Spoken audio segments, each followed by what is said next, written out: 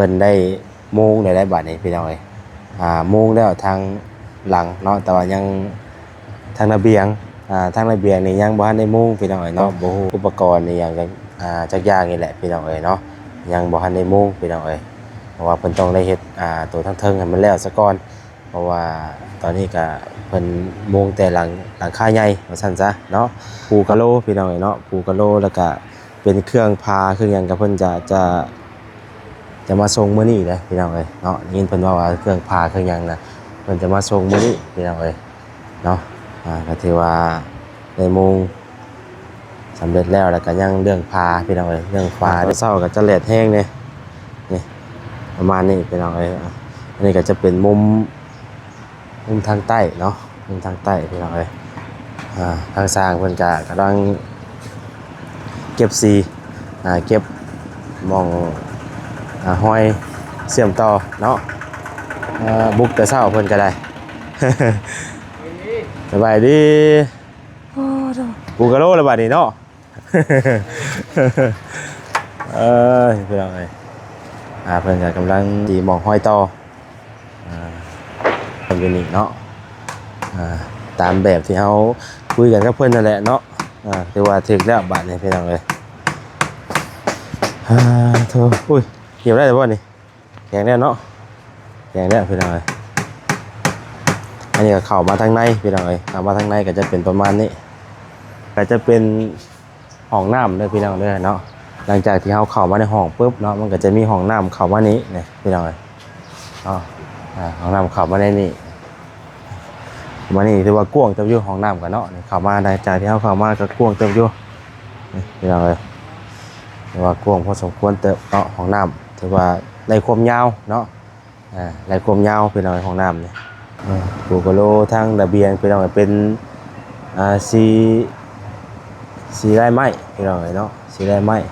เพราะว่ากระลุ่มกระโลนนี่ก็ทางแม่ฮักหรือว่าทางพ่อตู้น่ะเนาะเป็นผู้เลือกพี่น้องเนาะเอาสีนี้ว่าซั่นพี่น้องเอ้ย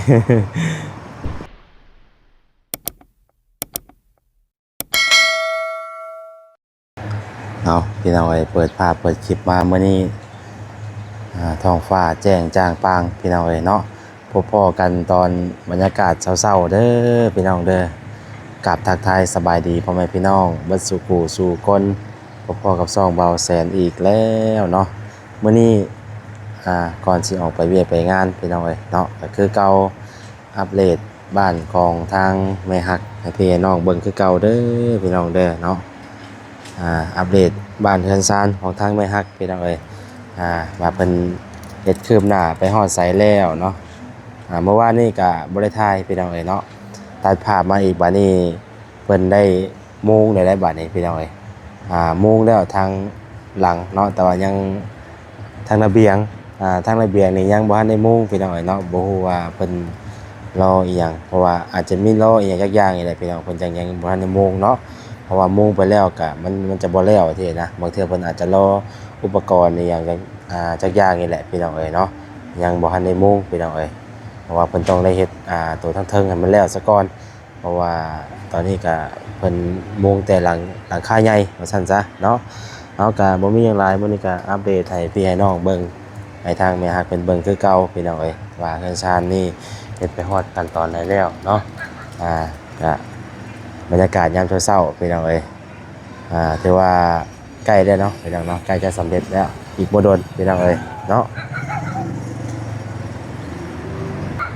พี่น้องเอ้ยเดี๋ยวสิเข้าไปเบิ่งทางในเนาะตอนนี้ก็ทางสร้างเพิ่นกำลังปูกะโลพี่น้องเอ้ยเนาะปูกะโลแล้วก็เป็นเครื่องพาเครื่องหยังก็เพิ่นจะมาส่งมื้อนี้เด้พี่น้องเอ้ยเนาะยินเพิ่นว่าเครื่องพาเครื่องหยังน่ะเพิ่นจะมาส่งมื้อนี้พี่น้องเอ้ยเนาะก็ถือว่าได้มุงสำเร็จแล้วก็ยังเรื่องพาพี่น้องเอ้ยเรื่องฟ้าเรื่องบานเนาะอยู่ในหลายเปอร์เซ็นต์เติบแล้วแหละพี่น้องเอ้ยเครื่องเนาะคำว่าเพิ่นแอมพรมแอมฟ้าก็คือสิเกือบแล้วว่าซั่นซะเนาะโตพี่น้องเอ้ยนี่ประมาณนี้เนาะหลังจากที่ว่าเพิ่นมุงก็เบิ่งแล้วก็ วางใหญ่เติบอยู่พี่น้องเนาะผมเป็นบ้านนอกดาวได้พี่น้องเนาะ ถ้าบ้านนอกดาวนี่จะบ่ได้ประมาณนี้พี่น้องไปเดี๋ยวเฮาสิเข้ามาเบิ่งทางสร้างเพิ่นก่อนเนาะเนี่ยประมาณนี้พี่น้องแต่ละข้างแต่ละมุมเพิ่นก็กำลังไล่เก็บเนาะไล่เก็บสีไล่เก็บสีที่ว่าเพิ่นจอดเพิ่นเชื่อมต่อกันนั่นแหละพี่น้องเนาะแดดแห้งเนี่ยพี่น้องตอนเช้าๆเนาะตอนเช้าก็จะแดดแห้งเนี่ยนี่ประมาณนี้พี่น้องอันนี้ก็จะเป็นมุมทางใต้เนาะมุมทางใต้พี่น้องทางสร้างเพิ่นก็กำลังเก็บสีเก็บมองห้อยเชื่อมต่อเนาะบุกแต่เช้าเพิ่นก็ได้ สบายดีกูกะโลแล้วบัดนี้เนาะ พี่น้องเพิ่นก็กำลังทาสีเนาะทาสีหมองห้อยต่อก็คาดว่าอีกบ่โดนพี่น้องเนาะคือสิสำเร็จเป็นปูกะโลเนาะตอนนี้ก็ได้อยู่ทางระเบียงนะแม่นปูกะโลแบบนี้พี่น้องเนาะแต่ว่าอยู่ทางในนี่มันจะเป็นกะโลอีกแบบนึงเนาะแต่ว่าบ่แซ่นบ่ฮู้ชื่อพี่น้องเนาะว่าเป็นได้ใดนะ ว่าชื่อจังไดแต่ว่ามันก็มีเป็นกะโลอีกแบบนึงแต่ว่าเพิ่นแปลงพื้นแล้วเนาะแปลงพื้นคัดพื้นไว้แล้วพี่น้องโอเคแล้วฮะพี่มาแล้วเลยโอเคเลยโอเคเลย โอเคบัดนี้โอเคบัดนี้ บ่ได้แก้แล้ว พี่มาเลยอันนี้ก็จะเป็นประตูใหญ่พี่น้องเนาะเป็นประตูใหญ่แล้วก็มันเป็นเลื่อนเด้มันเป็นเลื่อนแล้วก็วันนี้เพิ่นเอาปองเยี่ยมมาใส่จุดนี้อีกว่านี่เนาะปองเยี่ยมมันมี3วงพี่น้องทั้งห้อง2แล้วก็ทั้งมีห้องโถง1เนาะเอาว่าในแบบมันน่ะมันก็จะเป็นประมาณนี้พี่น้องที่เฮาคุยกันไว้เนาะมันมีประตูใหญ่ทางเข้าแล้วก็ประตูเข้าห้องแล้วก็ห้องน้ำพี่น้องเนาะนี่บังเยี่ยมพี่น้องบัดนี้เนาะตรงนี้มันจะเป็นบังเยี่ยมนะพี่น้องบังเยี่ยมอยู่นี่เนาะตามแบบที่เฮาคุยกันกับเพิ่นนั่นแหละเนาะที่ว่าถึกแล้วบัดนี้พี่น้องโธ่อุ้ยเกี่ยวได้บ่นี่แข็งแล้วเนาะแข็งแล้วพี่น้องอันนี้ก็เข้ามาทางในพี่น้องเข้ามาทางในก็จะเป็นประมาณนี้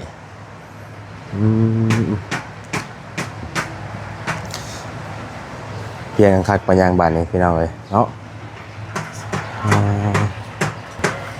เดี๋ยวพี่น้องอันนี้เขาก็เข้ามาทางในห้องอันนี้ก็จะเป็นห้องน้ำเลยพี่น้องเลยเนาะหลังจากที่เขาเข้ามาในห้องปุ๊บเนาะมันก็จะมีห้องน้ำเข้ามานี้เนี่ยพี่น้องห้องน้ำเข้ามาในนี่มานี่ถือว่ากว้างเต็มอยู่ห้องน้ำกันเนาะเข้ามาหลังจากที่เขาเข้ามาก็กว้างเต็มอยู่พี่น้องเลยถือว่ากว้างพอสมควรเติบเนาะห้องน้ำถือว่าในความยาวเนาะในความยาวพี่น้องห้องน้ำเนี่ยความกว้างกับประมาณเมตรปลายเมตร20เมตร30เนี่ยประมาณนี้แหละพี่น้องเนาะแต่มันก็โอเคแหละเนาะมันได้ความยาวอยู่พี่น้องห้องน้ำเขาเฮ็ดกว้างอะไรก็มันก็กินพื้นที่ไปอีกที่นะมันพอดีแล้วเนาะมันก็วงกบเหมือนกันถือว่าสูงคักพี่น้องนะครับเนาะนี่เลยพี่น้องมีทางเข้าเนาะทางเข้าไปเลยถ้าเบิ่งในมุมกล้องมันก็เป็นอีกแบบนึงเพียงแต่ว่าถ้าเบิ่งตัวจริงนี่มันก็คือว่ากว้างเลยเนาะเอามาในประมาณนี้พี่น้องคือว่ากว้างสมควรอยู่พี่น้องเอาเลยสีติดมือว่าแชนในบัดนี้เนาะยิงบ่ได้เด้นี่เนาะโอ้พี่น้องนี่เพิ่นกำลังปูกะโลทางระเบียงพี่น้องเป็นสีไร่ไม้พี่น้องเนาะสีไร่ไม้เพราะว่ากะลุ่มกะโลนี่ก็ทางแม่ฮักหรือว่าทางพ่อตู้น่ะเนาะเป็นผู้เลือกพี่น้องเนาะเอาสีนี้ว่าซั่นพี่น้อง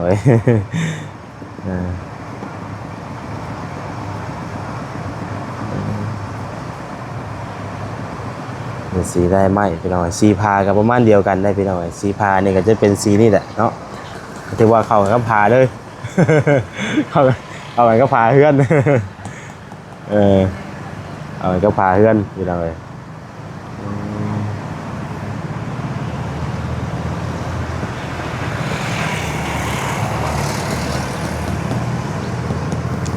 มันปูกระลุงกระโลแล้วพี่น้องเลยเนาะ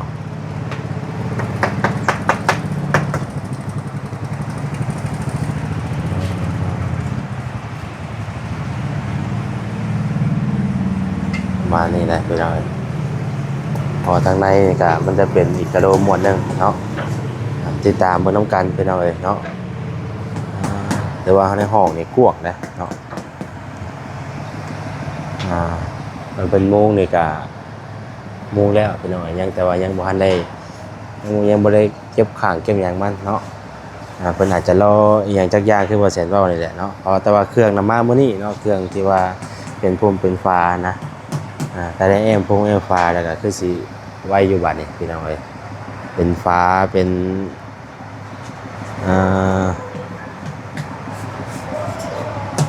เพดานเนาะเป็นฟ้าเป็นเพดานทั้งในเพื่อก็คือจะได้เฮ็ดไปตามระบบอะไรพี่น้องเนาะเดินพุ่งเดินไฟซะก่อนนั่นแหละเนาะหลังจากที่ว่าใส่ฟ้าข้างนอกนี่ก็ใส่ฟ้าข้างนอกแล้วก็แม่นเดินไฟเนาะติดตามเบิ่งนำกันเรื่อยๆนั่นแหละเนาะนี่ก็อัปเดตเป็นระยะเป็นช่วงพี่น้องให้พี่น้องเบิ่งนำกันช่วงตอนเช้าๆตอนที่ว่าทั้งวันนี้บ่ได้ไปส่งลูกชายพี่น้องเนาะเพราะว่าเป็นเมื่อวันอาทิตย์เนาะก็เลยบ่ได้ไปแต่เช้ามื้อนี้ก็ได้ก็เลยมาอัปเดตให้พี่น้องเบิ่ง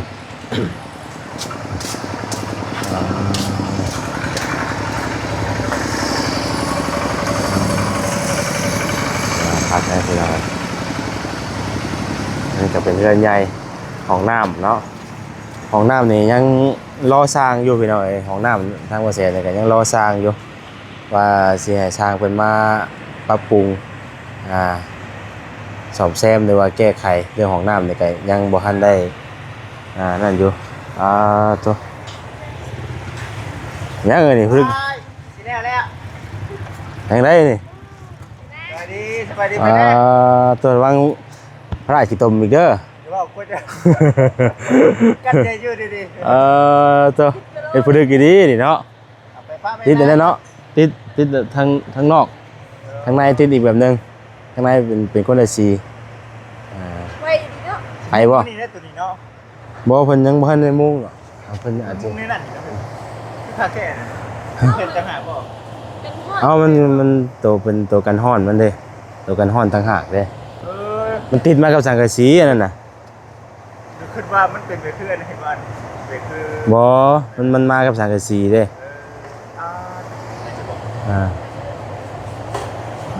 งามอยู่เย็นได้ครับว่าทางในกะ ครับว่าทางในก็เย็นอยู่ว่ะ เย็นอยู่ว่า เออ เย็นเนาะ ฮะ เย็นไว้ดีว่าขนาดยังไม่ได้นะขังผายเนาะเข้าไปทางในชุนจริงด้วยหนึ่งก็เย็นเนาะ โอ้เย็นเลย โอเคไปแน่ก่อนไปแล้วก็จะชิวเข้ามาอยู่แป๊บเดียวไปชมก่อนแป๊บเดียว โอเควางพระราชกิตมเด้อ โอเคฮะ วางพระราชกิตมเด้อ ให้เรามันแห้งเลยมันเอาเครื่องไปขายอยู่นะพี่น้องเอ๋ยเนาะบ่ชิดก็ได้เพราะว่ายามนี่นะเอาไปขายอยู่นะยามมันเด้งกับว่าขายอยู่บ้านเนาะก็ได้ขายอยู่ให้อยู่นากัน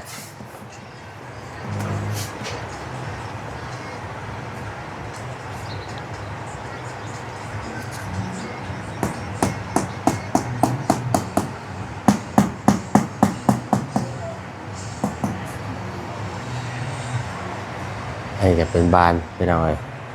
เนี่ยประตูนี่ครับคือว่ากวางเติบเนาะเพราะว่าเข้ามาปุ๊บมันก็จะเป็นห้องโถงเลยพี่น้องเอ๋ยห้องโถงนี่ก็เสียแล้วก็มันจะยังเหลืออยู่3 เมตรคูณ2 เมตรปลายนี่แหละพี่น้อง2 เมตรปลาย2 เมตรเนาะมันก็ความยาวมันนี่จะประมาณ3เนาะ แล้วก็วันนี้ตัวนี้ก็เม็ดหนึ่ง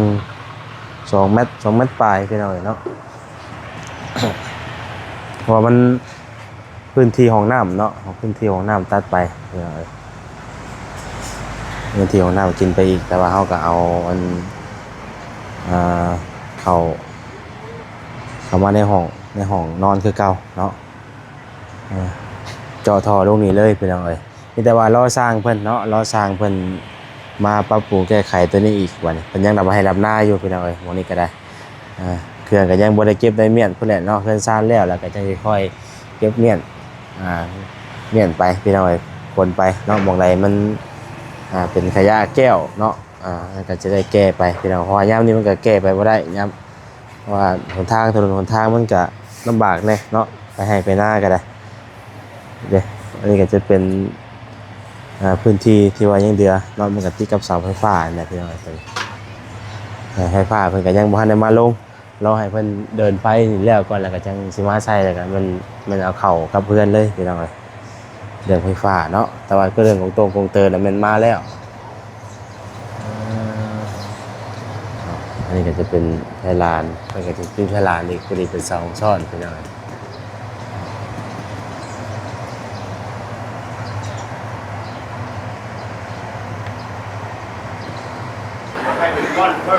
ไปหน่อยเนาะลูกค้ามันเข้ามาแล้วตัวขายเครื่อง เนาะทางนี้ยังสานี่เนาะสวัสดีเด้อ โดยสบายดี นนท์ มาสิปันมาดี สวัสดีเด้อเอาลายใช้น้ำก่อนดู มาสิแกงเนาะไม่ พี่เขาจะต้นไม้พี่ดูเขาจะต้นไม้พี่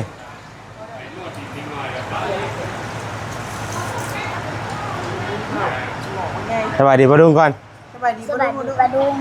เอ้ยว่าได้ไปโรงเรียนมื้อนี่ว่าได้ไปโรงเรียนทางเปิดตู้ทางเปิดตู้ไปหน่อยเนาะวันนี้มาครบไปหน่อยเนาะยามมื้อเช้าน่ะแลดซองเลยไปหน่อยนี่เนาะซองอันนี้มันว่ายเข้าไปได้นี่ ตะกี้น่ะเด็ดขึ้นเชิงนี่บ่มันเทดำๆไม่ได้ ค่าเดียวมันเฉพาะตอนเช้า แม่นเป็นปัน ยังสิปันยังบัดนี่ ปันนะไม่ได้นั่งไปแกงไม่ถ้ามีเครื่องปันแท้ในนี่เดี๋ยวนี้ ว่ามันสิบ่น้ำหวานสิบ่เพี้ยนเพราะเราบัดเฮาปั่นน้ำหวานนี่เป็นจังได๋อันนี้ต้นหน่อไม้บ่นี่ต้นหน่อไม้เนาะ แกงหอยไข่ดาวดิสาน โอ้แกงหอยพี่น้องเอ้ยเมื่อวานนี่ตัวอ้วนเอามาเนาะหอยตัวอ้วนเอามาพี่น้องเอ้ยวันนี้แกงแล้วบ่นี่มันกำลัง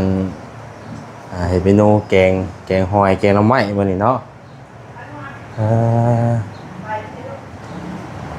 อัปเดตตอนยามเช้าๆพี่น้องเอ้ยอาสาเนาะ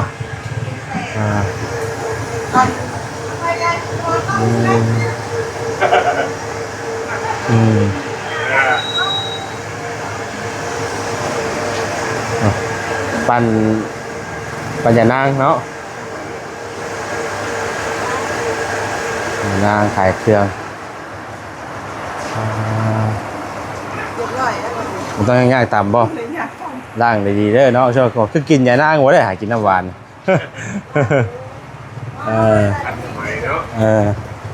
เอาให้เพื่อนให้กินก่อนพี่น้องเลยเนาะตัวอ้วนมันกับมาบ่นี่เนาะบายดีเด้อตัวอ้วน เนาะมื้อนี้ก็มาคือเก่ามาคือเต้นมื้อนี้ ไปหน้าบ่บัดนี้ ไปหน้ามื้อนี้ไปพันคือหญ้าไปพันเครือหญ้ามัน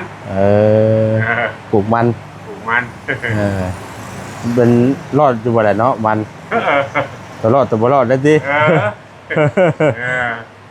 ธรรมดาอยู่ เพราะว่าช่วงนึงคือจังหวัดแรกพุ่นแค่นะ อาชีอันใจมอดแน่บาดนี้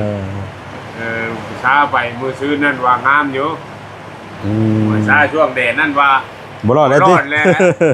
ใช่ ของแนวมันเหี่ยวเลยดูเหี่ยวพวกนี้ดินผมก็กุ้มเลยถ้าฝนถึงโมงนึงนี่ใครแน่บาดนี้ ปลูกมันป้าไว้เป็น ว่า ไง มัน เนาะ กับข้าวน้ำกับใครแน่น้อยนึงบาด ฝนตกได้ช่วงนี้เนาะ วันนี้แลกคักบ่ยังบาดนี่เนาะ โอ้ยแน่ดีบาดพอดีไล่จังว่าดูกับช่างคนเฮ็ดบาด ช่วงมื้อนึงโดนมาโดนเฮ็ดกับฝนเลย ช่วงฝนช่างคนมาโดนบวกใจกับฝนมาตลอด เฮ็ดพร้อมฝนเลย อ่าอันนี้ไอ้เนี่ยให้จังว่าช่างคนอยู่อ่ะเพิ่นปูกะโลแล้วมื้อนี้น่ะปูกะโลแล้วก็พาเพิ่นก็มาเลยเด้ มาแล้ว พากำลังมาสิมามื้อนี้แหละพา นะ แม่นพาแบบนี้ได้พี่น้อยเนาะกำลังมามื้อนี้เห็นป่ะทางหน้านี่อาจเพิ่นอาจจะถ่ายอหยังจักอย่างน่ะเพิ่นจังบ่มุ่งอ่ะ อันนี้นะ เพราะว่ามันยังคันมุ่งไปก็มันก็บ่แล้วเด้ เพื่อสิอัดนี่เด้อัดคนมันนี่เด้ ว่าจะอัดทั่วนั่นอย่างไรมันเพิ่นสิ ใส่ขอบใส่หยังมันนั่นแหละ เพิ่นก็ได้ยังบ่พามุ่งเนาะ มอบเม็ดมันน่ะ ติดตามเบิ่งได้พี่น้องเอ้ยถือว่าใกล้แล้วเนาะ เมนใกล้แล้ว เมน ใกล้ ว่า แล้ว ชา ใกล้แล้ว ชาปลากับหม้อจะกินแล้ว เอาประมาณนั้นแหละเด้อพี่น้องเด้อเนาะมื้อนี้ก็อัปเดตในทางมีตู้เพิ่นเบิ่งพี่น้องเอ้ยเนาะว่าประเทศไปฮอดไสแล้วปูกะโลแล้วแหละพี่น้องเอ้ยบาดนี้เนาะว่านี่เพิ่นก็เฮ็ดจนเลิกว่านี่ก็เนาะมาก็ยังเห็นเฮ็ดอยู่บุกดีเพิ่นก็ได้ โอ้บุกเป็นบุกได้เนี่ยจนทำจนใต้พื้นใต้ไม้เมนบอก ไต่ไผใส่เลยปลาใส่พี่น้องเอ้ยเนาะทางบ่ใส่ก็ งานบุกก็ดีเนาะ บุกเติบอยู่ จงคนหน้าคนว่าทิศหนึ่งทิศปลายได้นี่ วันอาทิตย์นะว่าล่ะวันอาทิตย์น่ะแม่นแล้ว บ่ได้ว่าตามคาดหมายว่าเดือนหนึง ว่าเดือนหนึงนะว่าเพื่อยากนะอันนี้คาเมนว่า มันก็ยังเหลือแต่ ป้าบ่ลงกับสิไว้นะ มันก็ยังเหลือแต่อันว่าใส่ฟ้ากับมีแต่ใส่ฟ้าแล้วบัด ไปร้าน ที่ไผร้านแล้วก็ขันห้องนั้นขันบ่ห้องนั้นบัดมันมีขันอีกเด้มีขันห้องนั้นตัวนี้เป็นห้องโถง อันนี้ห้องโตนั่นก็เป็นห้องนอนในข้างกันเนาะ แล้วเป็นห้องนอนนี่โถงแล้วก็ขันแล้วก็เพิ่นก็ใส่อัดผ่าทางในอีกเด้มันผ่า2ชั้นได้บัดนี้ทางในก็อัดทางนอกก็อัดบัดได้เลินไฟได้ยังอีกบัดนี้ก็สิเลินเติบอยู่ดอกเนาะ เติบอยู่เพื่อเอา วันอาทิตย์พุ่นแหละ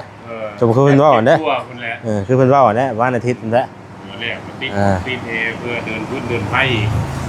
มานั่นแหละ นกนั่นเนาะ ใช่พี่น้องประมาณนั้นเด้อเนาะสิได้จบคลิปก่อนมื้อนี้ถ้ามีความคืบหน้าจะอัปเดตให้เบิ่งใหม่เนาะ วันนี้ก็คิดว่าจะบ่ได้ถ่ายแต่ว่าเห็นเพิ่นปูกระลุ่มกระโลแล้วก็มันเป็นเวียกใหม่ก็ได้ถ่ายให้เบิ่งเนาะ นี่คือสิให้ตอนติดกะโลนี่แรกแล้วแก้มโดนเนาะเนาะ ยันแล้วอยู่วันนี้นะ แล้วนะ ยันแล้วอยู่ เป้าหมายคนว่าอ่านให้แล้วนะติดกะโลนี่ เพราะว่าเพิ่นแปลงพื้นไว้ได้เมื่อวาน ปัดพืชมันไว้แล้วคนนั้น ถ่ายพื้นไว้เพราะว่ากระโลตัวนั้นมันจะเป็นกาวแล้วก็มันจะเป็นกาวแล้วตัวนั้น กล่าวว่า ตัวติดหน้า อ่า ผ่านบ่ แม่นบ่กะตัวติดอันพืชมันน่ะนะ มีอีก มันเป็นกาวนะ ติดตัวนี้แล้วเป็นเอาตัวกาวลาดดีบ่นี่ มันบ่ตัวข้างในอ่ะนะ บริเวณตัวเดียวนี้ แต่มันก็ส่วนหลายเขาก็จะก็เอามาใส่กับเปิดสิแหละกะโลตัวนั้นน่ะ ตัวนั้นนั่นสิ ตามเบิ่ง คือว่า เนาะ ทับกับตัวนี้บ่ดูว่าได้ไหน บ่ครับตีต่างหากอันนั้นก็ตัวนี้ก็ทางนอก โลกาว ตอนทางโลต่างหากหายปลาใส่ไปหน่อยเนาะลาไปก่อน สบายดีเด้อพี่น้องเด้อ